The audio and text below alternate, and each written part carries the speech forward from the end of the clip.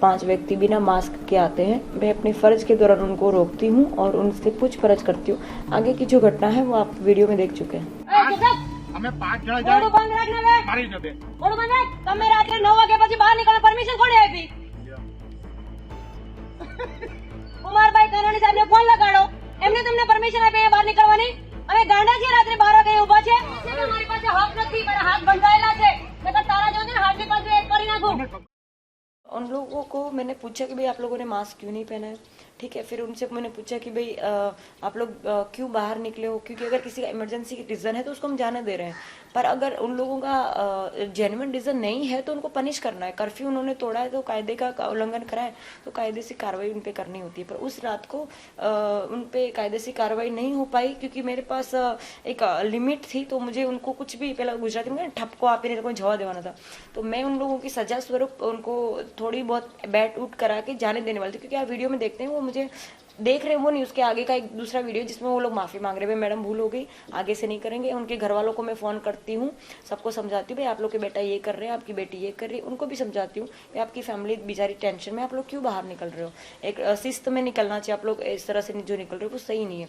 ये सारी चर्चा हमारी हो रही थी। लास्ट में उनको मैं बैट उठ करा के उनको जाने ही देने वाली थी कि कुमार भाई कानानी साहब के सुपुत्र आ जाते हैं और पूरी कहानी को यू टर्न मतलब मार देता है या फिर पूरा कहानी बदल जाती है वहाँ से, और एक बहुत बड़ा घटना बनते बनते वो रह जाती है।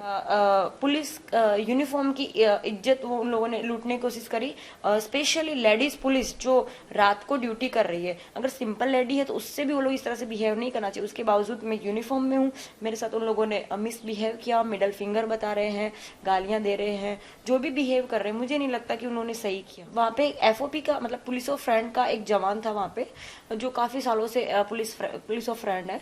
अगर वो वहाँ पे ना होता और ये वीडियो अगर उसने ना उतारे होते तो मैं प्रूव ही ना कर पाती कि भाई मैं सच हूँ, क्योंकि कोई मेरी बात नहीं मानता, ठीक है। फुटेज जो थे वहाँ पे कंट्रोल रूम के भी फुटेज थे, स्टेशन के भी फुटेज थे, पर मुझे नहीं लगता कि उस चीज में इतना पता नहीं क्या होता। पर मुझे पुलिस डिपार्टमेंट में पूरा भरोसा, शायद ये वीडियो नहीं होते तो फुटेज के माध्यम से भी मेरा डिपार्टमेंट मुझे इंसाफ दिलाता। पर एक बार मैं अगर फोटो में आ जाती, फिर आप इंसाफ दिलाओ ना दिलाओ, कुमार भाई कानानी साहब है, उनके सुपुत्र उनको वो फोन छीन लेते हैं और उनसे वापस फोन लेने के लिए मुझे उनसे फाइट करनी पड़ रही है, झपम झप भी हमारी भी हो जाती है, बड़ी मुश्किल से मैं अपना फ़ोन लेती हूँ और मैं अपने ऊपरी अधिकारियों से हेल्प मांगती हूँ, हेल्प मेरे पास ना पहुँच पाती है, जैसे तैसे मैं घर पहुँचती हूँ।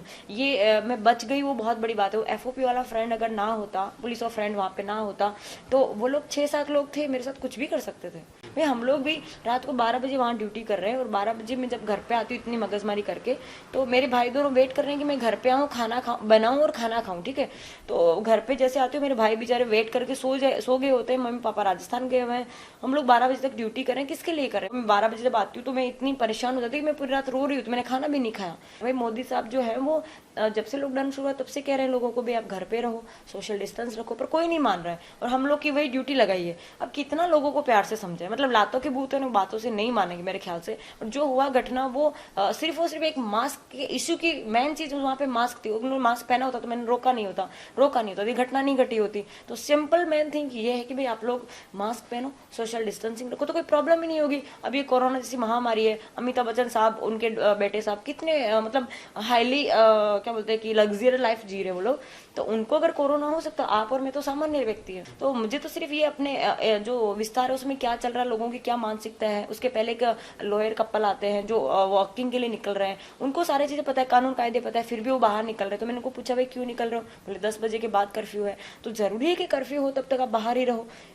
हमको गाइडेंस दी गई है जिस हिसाब से सरकार बोल रही है भाई इमरजेंसी काम के सिवाय मत निकलो, तो वॉकिंग करने के लिए रोड पे निकलने की क्या जरूरत है। अब अगर लॉयर कपल है वो लोग अगर निकल रहे तो बाकी हम आम पब्लिक से तो हम क्या उम्मीद रख सकते हैं।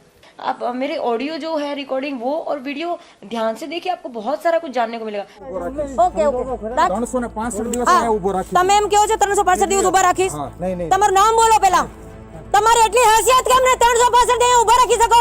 તમારા ગુલામ છે અમે લોકો?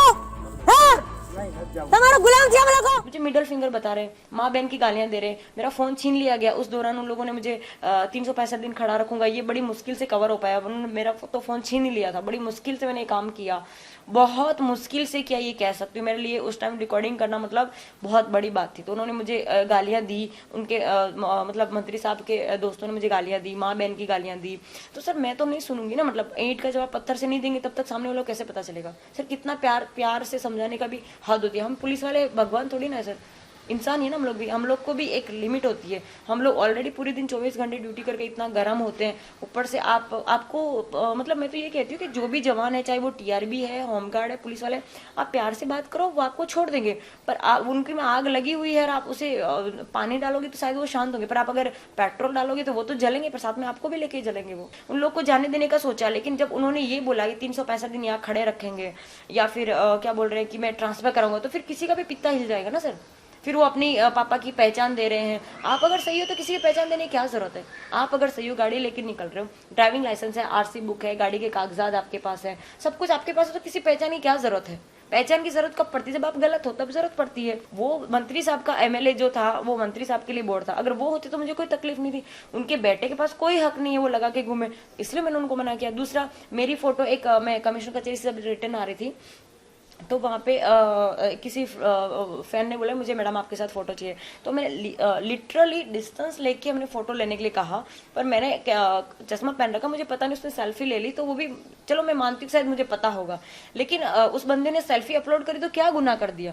उस पर लोगों ने उसे ट्रोल करना शुरू कर दिया कि ये आपके साथ है, ये फलाना है, ये ढिमका है, राजनीति के साथ कनेक्ट कर रहे हैं। मेरे इनलॉज जो हैं वो गांधीनगर में रह रहे हैं, तो मैं उनके लिए मैं ये कह रही हूँ मुझे वहाँ पे ट्रांसफर करवाना है, मतलब मुझे गांधीनगर जाना है, तो सब लोग मुझे हार्दिक पटेल के साथ कनेक्ट कर रहे हैं। फिर कनानी साहब आके बोल रहे हैं कि भाई सब लोग मेरे अपोजिशन वाले इसको मतलब बैक साइड से सपोर्ट कर रहे हैं और इसे मेरे खिलाफ खड़ा कर रहे हैं ताकि मैं रिजाइन दे दूं। सर ऐसा बिल्कुल भी नहीं, मुझे ना तो कनानी साहब से कोई तकलीफ है, ना ही तो किसी भी मंत्री या किसी भी पार्टी से मुझे तकलीफ है। राजनेताओं की जो धमकी है वो तो उनका काम है, उनका धंधा है, वो तो अगर वो ये नहीं करेंगे तो कैसे काम, रोटियां उनकी क्या। अब आप यहाँ पे रिपोर्टिंग नहीं करेंगे तो आप कैसे खाना खाएंगे, आपका काम कैसे चलेगा। सेम चीज उन लोग का भी, उनका भी यही काम है, यही काम धंधा है, यहाँ से वहाँ, यहाँ से मतलब इनका उनसे कांटेक्ट करवाना है, फिर जो भी कुछ है। मैं ज्यादा बोलना नहीं चाहती।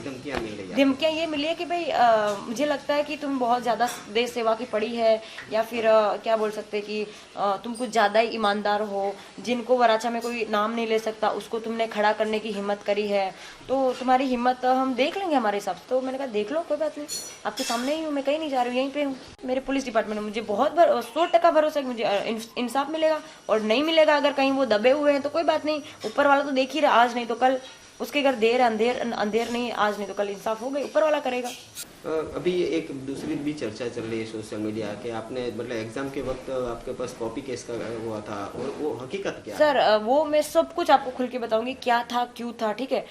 पर मैं सिर्फ ये कहना चाहती हूँ कि आप मीडिया वाले मेरी पर्सनल लाइफ में इतना घुस रहे हैं, उसके बजाय उस दिन जो घटना घटी थी उसमें आप डीप में जाइए ना सर, उसमें आप डीप में जाएंगे तो मेरे ख्याल से अच्छा रहेगा। मैं अपनी पर्सनल लाइफ क्यों पब्लिक करूँ, मैं नेशनल चेस प्लेयर हूँ, मैं ये करके आए, मैं वो करके आए, मेरे घर में कौन है, बाहर कौन है, मैं क्यों, मैं सिर्फ एक एलआर पुलिस ऑफिसर हूँ।